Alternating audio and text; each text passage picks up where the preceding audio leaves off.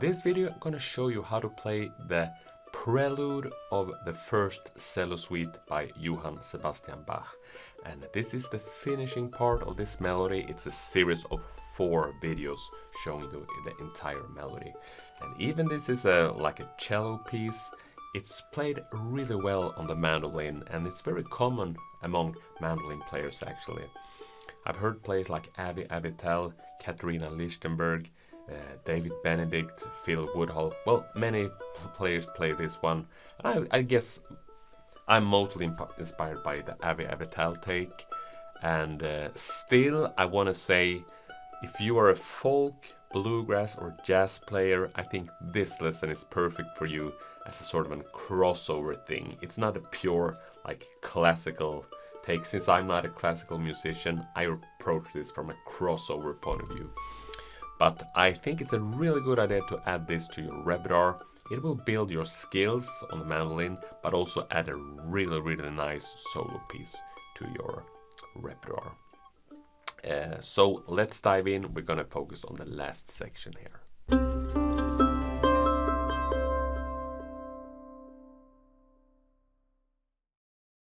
My name is Magnus Sedlund, and I help mandolin players just like you get to the next level. If you're new here at the channel, make sure you subscribe. We have new videos like this coming out every week. Also hit that bell notification button and you will get notified as soon as we publish a new video. For an enhanced learning experience, check out Mandolin Secrets Academy. You'll find the sheet music, the tabs for this tune and all the other lessons here at the YouTube channel. Even a play-along track, things like that.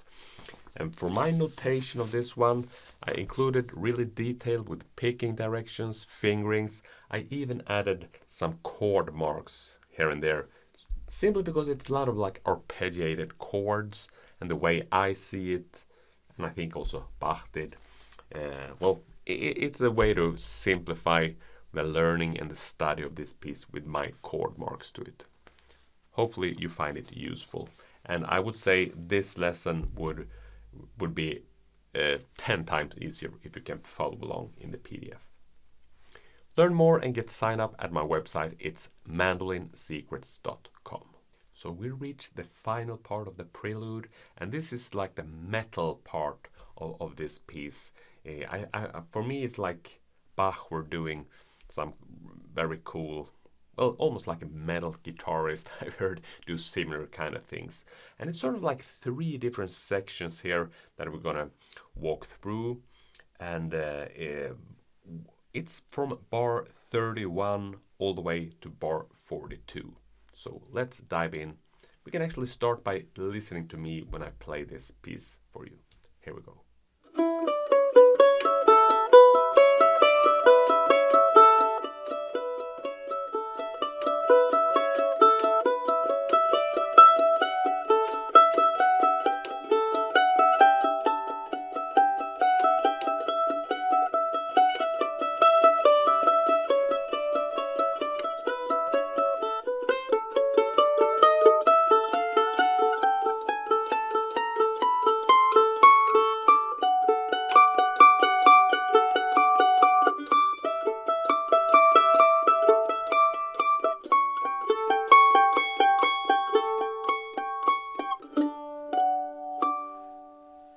Yeah, 3 very clear ideas to me. We're going to break them apart one by one.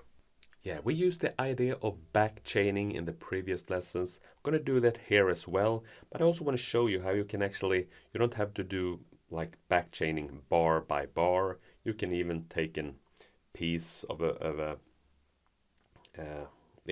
well, doing a longer section basically. And the way I see it is 3 basic ideas, and the last idea here is those arpeggiated chords up the neck. And we're ending it on here on a D. Right before that, in bar 41, there's this A7 chord. Before that, it's like an A sus chord. That one. And before that it's an A chord. Oh, sorry, D chord. So it's D to A sus to A7 to D. So just playing those 4 bars, it would sound like this.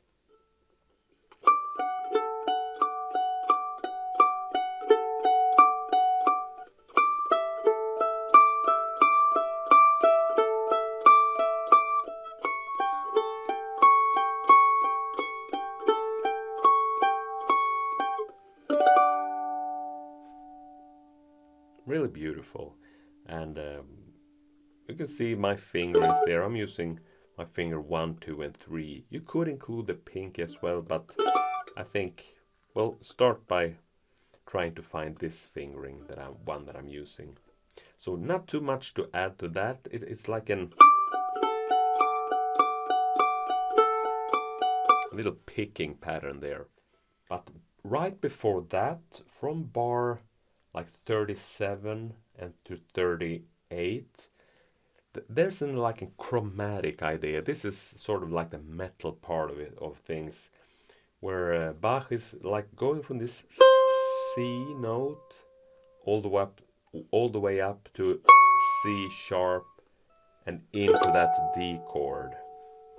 And the melody is like a chromatic movement.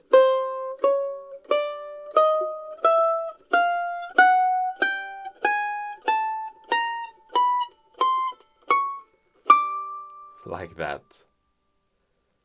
But to make it like a metal kind of riff, like hundreds of years before it was invented, he's doing this.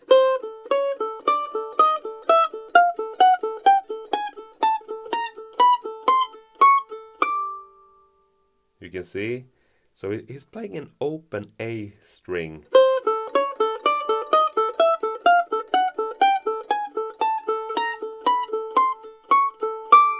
That's really what happens. And of course I'm joking when I'm saying a metal kind of thing. But another way, more interesting way to look at it is how inspired like modern musicians are by this old Baroque music. Because, well, the metal guitarists I'm referring to, of course they played a lot of classical music being inspired to this. However, the way that I showed you there, with an open A string like that is one way of doing it. But what I heard many mandolin players do is this kind of thing, where we, so that we actually can keep the A note sustaining over this line that is moving, the chromatic line. So already in the beginning of bar 37, that's what's happened there. Coming like this. 1, 2, 3, 4.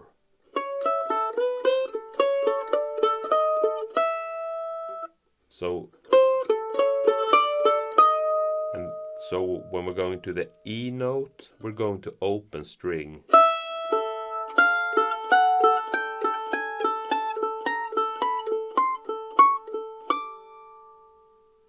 So you can see.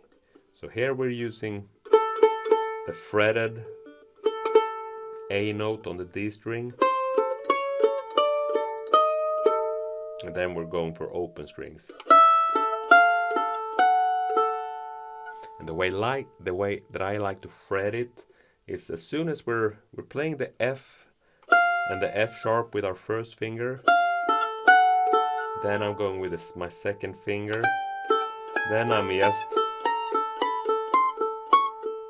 just going with that finger all the way up here. That's my preference of doing it. So we can reach that D note with a third finger.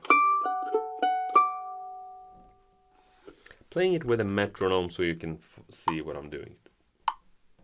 1, 2, I'm starting from bar 37. 1, 2, 3, 4.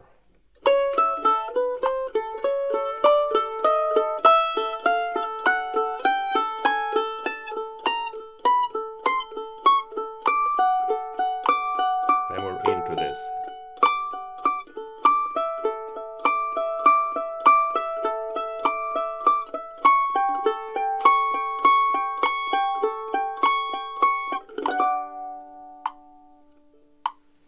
Yeah. And so he also presents another idea right before this one, and it's the idea where he's playing like a scale kind of movement, like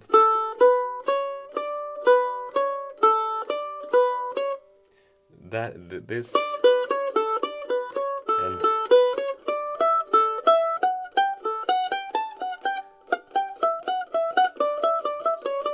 well, like a.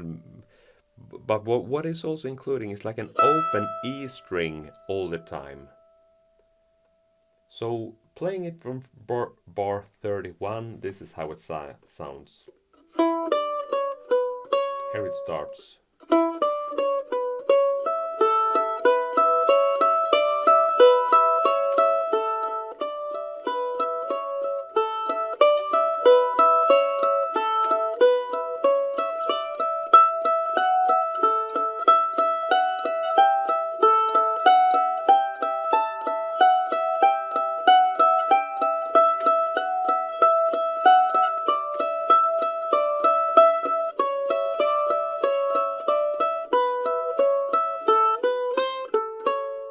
And we're going into that chromatic line.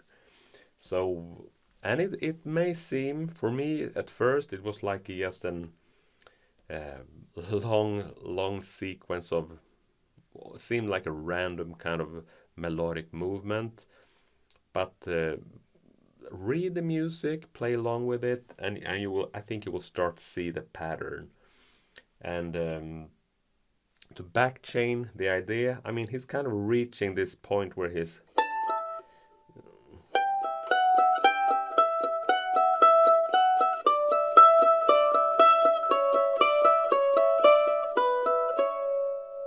it's a very logical sequence there.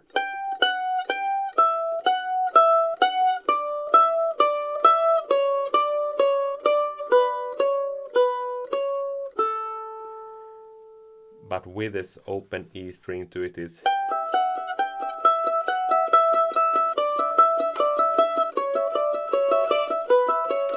a very good way to practice this would be playing something like that.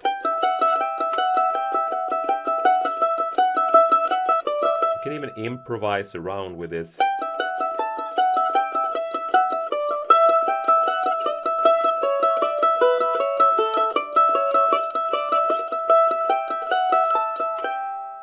And a little like technical aspect of this, you want to pay attention to your pick escape motion, meaning when playing this, the open E all the time and all the melody notes on the A string, you want to pick this like on the notes on the A string a little away from the mandolin,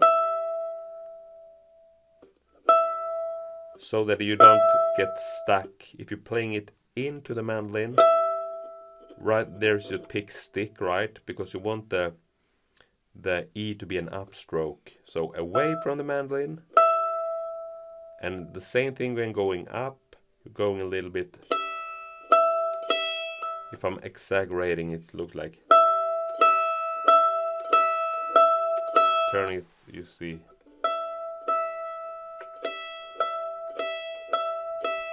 I'm exaggerating, but that is the pick escape motion, very important here. Yeah, well,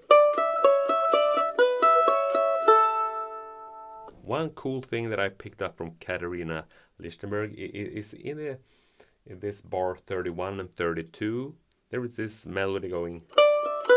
No, sorry, how is it?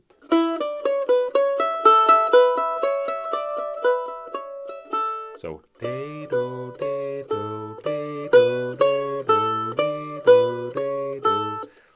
times, and I'm now into actually articulation here, and the dynamics. So the one in the middle, it's sort of like an echo thing. So I play that a little bit softer.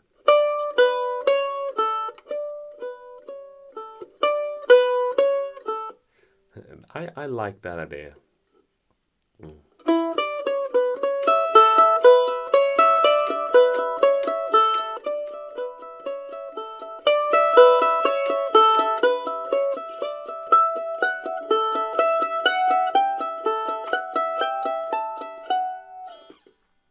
just one thing.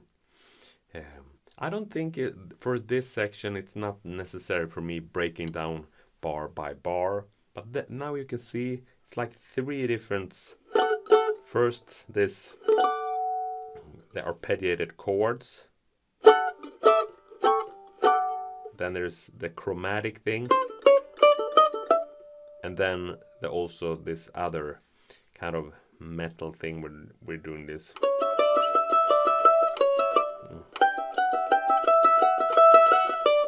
I also included in the metal thing.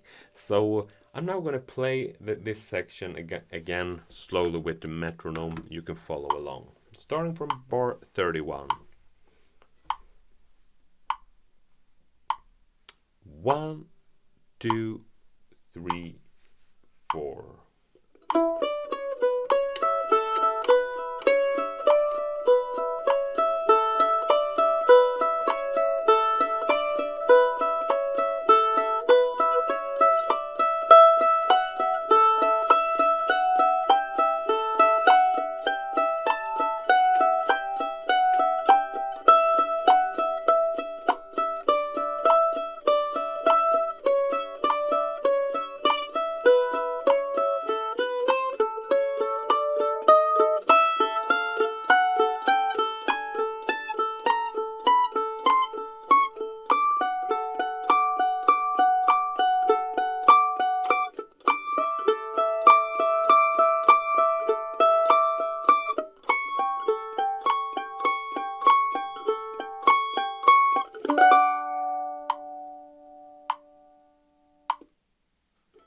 There it is.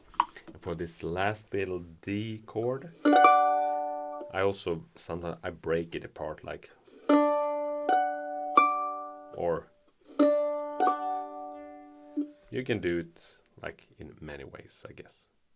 Yeah, there we got it with the metronome. Let us listen to it once more when I'm the way we started it, by listening to this section when I'm playing it more freely.